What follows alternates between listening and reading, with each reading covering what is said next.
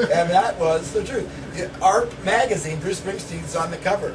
You know, the what's name from the U2, he was on the covers. But it's amazing. The guys are all, you know, it's time's passing. These guys are doing. It's I think we're getting back to the young groups of today. I see a real kind of a shift right now. Up until last year, it seems to be most things nowadays have been packaged, you know, and put together in what do you call it, rubber stamp or assembly line music, you know. And it's gotten to be so every artist sounds alike, I'm sorry to say. And there's no individuality. Nobody, like back in the 60s, you all had kind of stretched out and found different sounds. It seems to be this cookie cutter mentality. And I'm just quite amazed at this young punk rock group who have been influenced by the Sandells, called Arcade Fire. Just won all the Grammy Awards this year. They beat out Eminem, they beat out everybody. They're just a young group, they have their own record label, and anybody can do that, you know? You can press your own, you can duplicate your own CDs, use CD Stomper if you have to, and start selling them, doing gigs. You can do gigs for free and sell your own CDs. We couldn't do that back then. We'd have to, you know, we'd have to make 45 RPMs. We couldn't do that. But now groups have a lot of tools that we didn't have. With the computers, yeah. And you know, right now, indie is outselling the majors. Most acts are coming through the indie route now. And the majors, I don't believe, know what the hell they're doing. That's right. They really don't.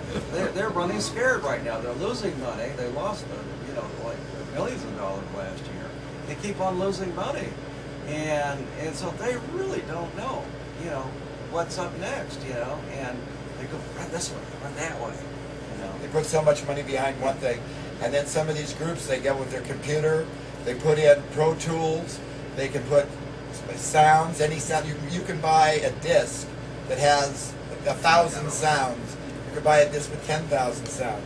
So a little guy can sit there and just record a whole album. Yeah. And it's not like in the way back in the days of analog recording, when we were recording and stuff. It was you had to play your instrument. You had to, you know, they didn't have all these sounds. A drum sample, you know, but samples now are the big. So many of them are samples. Yeah, my son's in a group like that. My younger son is in a group. I don't understand. It sounds great though, but they sit there with all these sample stuffs and and they perform with it, you know. And all of a sudden he's hitting a drum machine and. Well, that's kind of rough on us drummers. Yeah, rough on the drummer. Okay. I've been replaced. Not with these guys. Where can fans find your music and CDs and stuff like that when they want to get to it? Well, we're working on a new record album right now, and we're trying to go the indie route, and we're looking for help from our fans. They can donate to our cause on Kickstarter.com, and that goes to not only recording costs, but it goes to the cost we're actually going to do the indie route for a change. Because like I just said, I don't believe it's happening with the majors. And that means, you know, not only making the album, but actually making CDs, artwork that goes with it. And we're going to make vinyl as well. Vinyl's coming back. So it all goes to that. And so right now, where people can find our music is the old stuff, and that's all over the place. You know? It's all over the place. The albums that we were just in Europe, Yeah. and they had, you know, guys came with, they had vinyl albums, they got CDs and so forth. Record stores, you know. Yeah. Now this I don't is know something. who's still in business. Yeah, this is something that's really interesting right now that's happening in Europe. Is they're really into 60s rock, and 60s punk rock is huge over there. And it's like back in the 60s when the 50s, American 50s acts were. I mean, they were bringing 50s acts back there, like Jimmy Reed and B.B. King, and people didn't even know who they were here. And they were huge stars. in Europe. This kind of what's happening right now is 60s groups are really big over there. I mean, groups like the Sonics, who they're out of the Northwest, and they were around in the really early days in the 60s, and they're touring over the time. They never had a hit record. Yeah, they love all the early '60s music.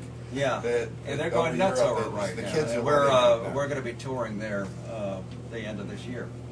Yeah, I think they've gotten tired of the electronic stuff. You know, there's so much stuff coming out of the ABBA genre. You know, all the electronic samples and all of that kind of thing. And they call what we do the real thing. Yeah, in Germany there was all the electro. You know, it was just all electronic.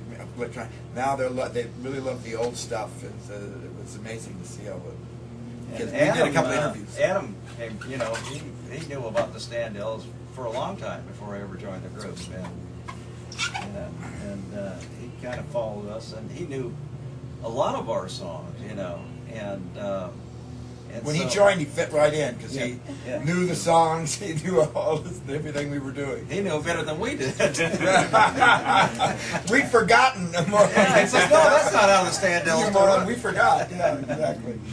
All right, well, he's saying it's time to go, so I'm going to wrap it up. But thank you guys so much for sitting down with me. You guys have a good rest of the day. And have a good show tomorrow. You did a great job. When I'm wishing and I'm hoping, then just one soul goes wrong. At the same time, my baby.